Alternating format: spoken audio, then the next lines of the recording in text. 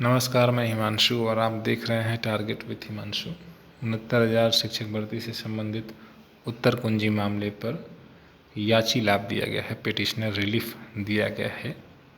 जो प्रश्न संख्या 60 पर 1 अंक कॉमन किए जाने का निर्देश यहाँ फिलहाल दिया गया है। अगर कोई अभ्यर्थी मात्र 1 अंक से उत्तीर्ण होने से रह गया है, चाहे 89 अंक पाया हो, ये जनरल के लिए अगर वो 97 से कम यानी 96 अंक पर अगर वो हो और प्रश्न संख्या 60 उसका गलत हो गया है तो उसे 1 नंबर कॉमन मिलेगा, और वो भी अगर याची है, पिटिशनर है तब।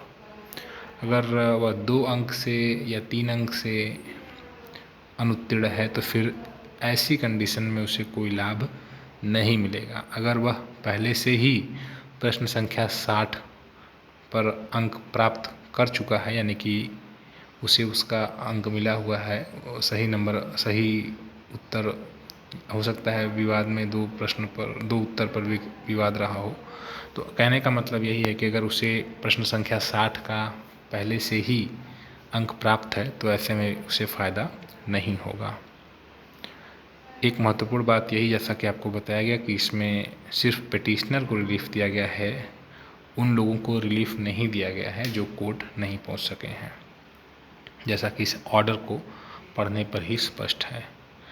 उसमें भी यह कंडीशन है कि अगर 1 अंक बढ़ाने पर वो उस कैटेगरी के न्यूनतम गुणांक, जो चयन गुणांक है, उससे उसके बराबर या उससे अधिक अंक प्राप्त करते हैं तभी उनका चयन होगा। अगर वो उस गुणांक में नहीं आते हैं तो फिर उनका चयन भी नहीं किया जाएगा।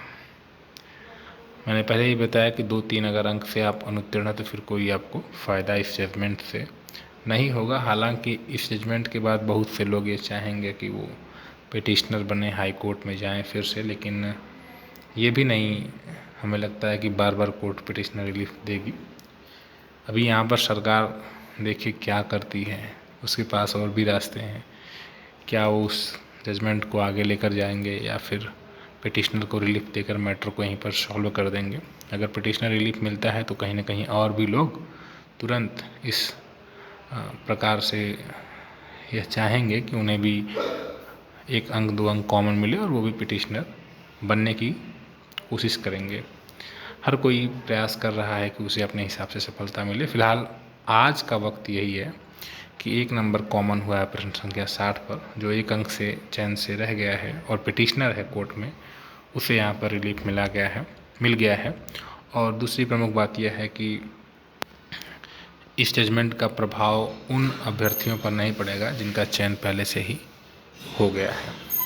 जो 31,000 और 35,000 के दौरान नियुक्त शिक्षक हैं, या जो हाल ही में अभी 4-5 हज़ार पदों के सापेक्ष चयनित हुए हैं, उन पर कोई प्रभाव इसका नहीं पड़ेगा।